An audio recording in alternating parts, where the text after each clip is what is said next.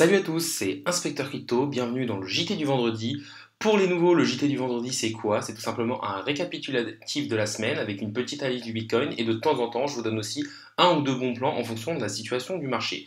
N'hésitez pas à liker la vidéo, à vous abonner, ça récompense le travail que je fais au jour le jour et n'hésitez pas aussi à commenter pour dire ce que vous avez pensé de la vidéo. Donc premièrement, je vais commencer cette vidéo avec le Scalpex Index qui pour moi est un super indicateur dont j'ai déjà parlé dans plusieurs de mes vidéos et qui permet d'avoir d'un seul coup d'œil un point de vue sur la situation du marché. Donc là, on voit simplement le cours du Bitcoin, donc on voit qu'on a eu la forte chute et là qu'on est dans un range et qu'on est en train de tout simplement ranger entre deux bords, entre les 42 000 et les 30 000 $. Ensuite, vous avez le Fear and Greed qui permet de voir si les personnes sont plutôt dans la peur ou plutôt dans l'avidité. Là, on voit qu'on est en peur. Au niveau du social index sur DARM, donc on voit tout simplement que au niveau des réseaux sociaux, c'est assez calme et en market order flow, qu'on est on est neutre, mais plutôt du côté achat, mais quand même assez neutre. Maintenant, on va tout de suite passer sur les news de la semaine. Donc la première news que j'ai remontée, c'est une news de Cryptotos. Du coup, c'est les États-Unis qui demandent au Salvador de réguler le Bitcoin. Voilà, on sait qu'il y a une grosse news, ça a été le fait que les institutionnels rentrent dans la crypto-monnaie et surtout dans le Bitcoin avec le Salvador qui a rendu le Bitcoin comme une monnaie légale en plus du dollar. Et c'est vrai que là, on voit que les États-Unis demandent savoir de réguler le Bitcoin. Donc déjà, il y a deux choses. Déjà, on s'était dit que les plus gros pays pouvaient, vu que le Bitcoin était un peu une monnaie un peu anti-banque et beaucoup plus décentralisée, on savait que certains pays qui étaient très forts, surtout au niveau de leur devise, comme par exemple les États-Unis avec le dollar, pouvaient être un peu contre. Et là, on voit simplement que les États-Unis commencent à rentrer un peu dedans et demandent du coup au Salvador de régulariser un peu le Bitcoin. C'était quelque chose d'attendu.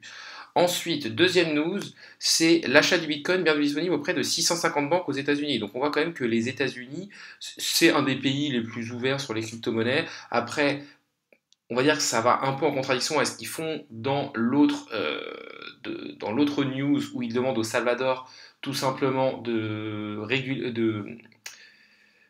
ils demandent au Salvador de réguler le Bitcoin. C'est vrai qu'en fait, je pense qu'ils veulent que le Salvador quand même mette certaines règles et qu'ils ne laissent pas autant de liberté sur le Bitcoin. Mais c'est vrai que 650 banques américaines proposent le Bitcoin, ça montre vraiment une démocratisation des crypto-monnaies et que ça va devenir de plus en plus mainstream. Ensuite, un autre gros acteur qui rentre vraiment de plein pied dans les crypto-monnaies, c'est Twitter qui rejoint le mouvement des NFT et en distribue 140 à ses utilisateurs. Donc voilà, c'est quelque chose d'intéressant de voir que Twitter rentre dans les crypto-monnaies et dans une des technologies des crypto-monnaies, à savoir les tokens non fongibles.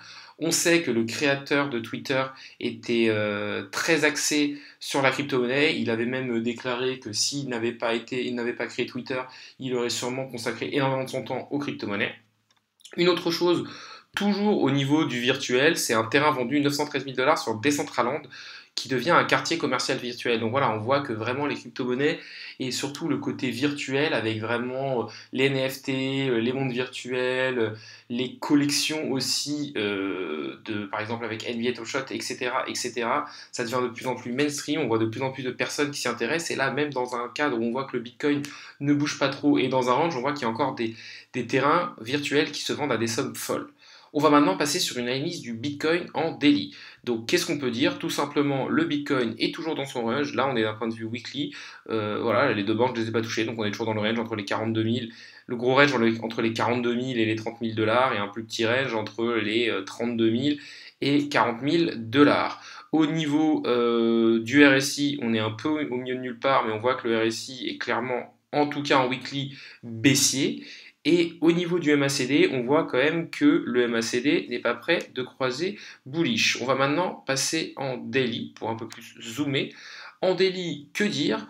Bah voilà, tout simplement, on est toujours dans ce range entre les 32 000 et les 42 000 $, même si on voit qu'on est plutôt revenu sur le bas du range. Là, on avait eu une petite tendance haussière qui s'était lancée depuis le 26 juin, et là, on est en train de redescendre. Alors, qu'est-ce qu'on peut dire? Est-ce que c'est un pullback sur le bas du range qui est aux alentours des 32-33 000 $? Est-ce que c'est une montée avec un pullback pour mieux repartir par la suite?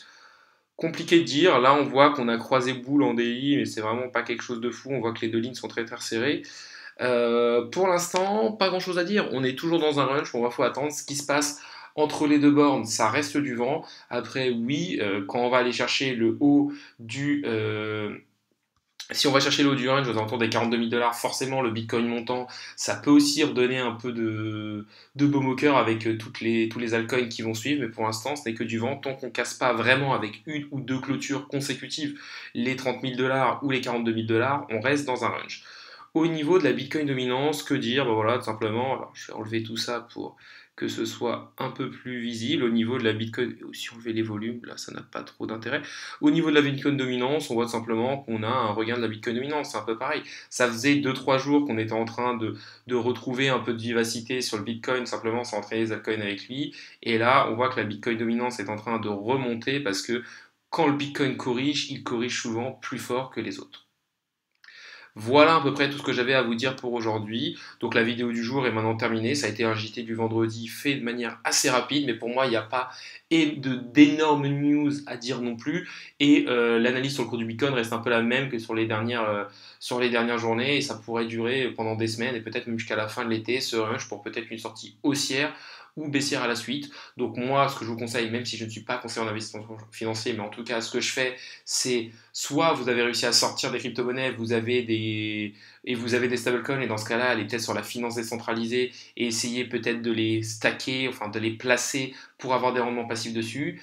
Si vous n'avez pas vendu vos crypto-monnaies, peut-être aussi essayer de les placer en attendant de les revendre plus haut. Je pense que c'est pas forcément le bon prix pour les vendre maintenant, surtout si vous l'avez acheté au top. La vidéo du jour est maintenant vraiment finie. N'hésitez pas à liker la vidéo, à vous abonner, à commenter, ça me fera beaucoup plaisir et surtout j'aimerais bien atteindre les 1000 abonnés. Voilà, un chiffre rond comme ça qui pourrait vraiment faire plaisir et qui permettrait d'un peu faire grossir la communauté. Salut à tous et à la prochaine!